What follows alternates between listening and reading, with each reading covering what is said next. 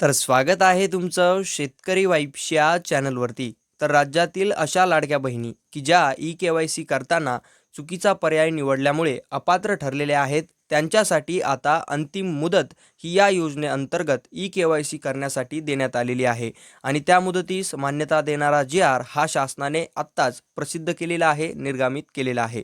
तर या जी-आरमधून आपण पाहणार आहोत ही अंतिम मुदत या लाडक्या बहिणींसाठी किती असणार आहे याविषयीची माहिती. त्यामुळे हा व्हिडिओ शेवटपर्यंत नक्की पहा आणि माहिती आवडल्यास आपल्या चॅनलला सबस्क्राईब करून या व्हिडिओला एक लाईक नक्की करा. तर तुम्ही पाहू शकता हा आहे तो जी-आर आणि या जी-आरचा विषय तुम्ही येथे पाहू शकता. मुख्यमंत्री माझी लाडकी बहीण या योजनेअंतर्गत ई-के-वाय-सी करण्याची संधी उपलब्ध करून देण्याबाबत आणि हा जी-आर तुम्ही पाहू शकता दिनांक 6 फेब्रुवारी 2026 रोजी शासनाने प्रसिद्ध केलेला आहे, निर्गमित केलेला आहे.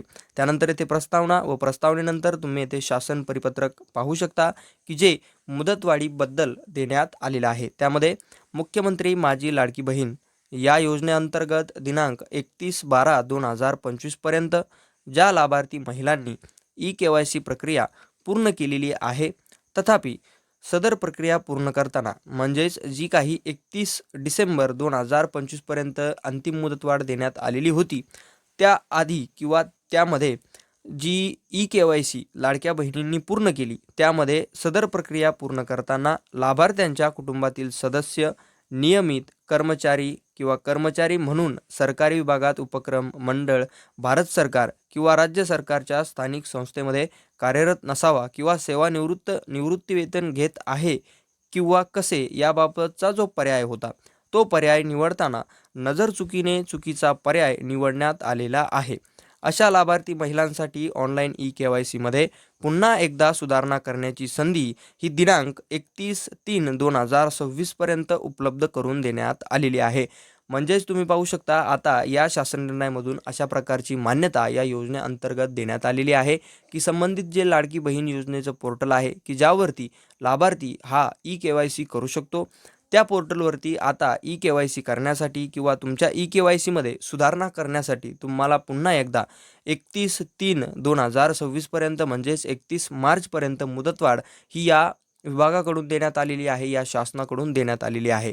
जर तुम्ही देखील ई-के-वाय-सी करताना काही चुकीचा पर्याय निवडलेला असेल आणि तुम्ही देखील या योजनेअंतर्गत जर अपात्र ठरलेल्या आहात, तर तुम्ही देखील या तारखेपर्यंत, या अंतिम तारखेपर्यंत, अंतिम मुदतीपर्यंत ई-के-वाय-सी पोर्टलवरती जाऊन तुमची ई-के-वाय-सी एडिट करू शकता, पुन्हा योग्य पर्याय हे निवडू शकता आणि त्यामुळे तुम्ही पुन्हा एकदा या योजनेअंतर्गत पात्र देखील होऊ शकता.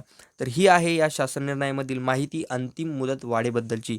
आणि त्यानंतर तुम्ही पाहू शकता आणखीन एक टिप ही देण्यात आलेली आहे. उपरोक्त अनुषंगाने योजनेच्या पोर्टलवर सुधारणा करण्यात आलेली आहे, पण यापुढे कोणतेही परिस्थितीत सुधारणा करण्याची संधी ही उपलब्ध करून दिली जाणार नाही, याची नोंद घेण्यात यावी.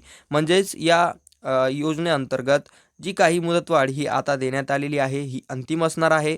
यामध्येच तुमची जी काही ई-के-वाय-सीमध्ये तुमच्याकडून चुकीचे पर्याय निवडण्यात आलेले असतील, ते तुम्ही आता याच वेळेमध्ये, याच मुदतीमध्ये व्यवस्थित करू शकता, योग्य पर्याय निवडू शकता. अन्यथा या तारखेनंतर जर तुम्ही प्रयत्न केला, तर तुमची ई-के-वाय-सी पूर्णत्वाकडे जाणार नाही व तुम्ही पुन्हा एकदा अपात्रमधून पात्र हे ठरणार नाही. त्यामुळे ही जी दिलेली मुदतवाढ आहे ही अंतिम असणार आहे, याची सर्वांनी नोंद घ्या. अशा प्रकारची देखील माहिती या शासन निर्णयामधून आपल्याला पाहायला मिळते.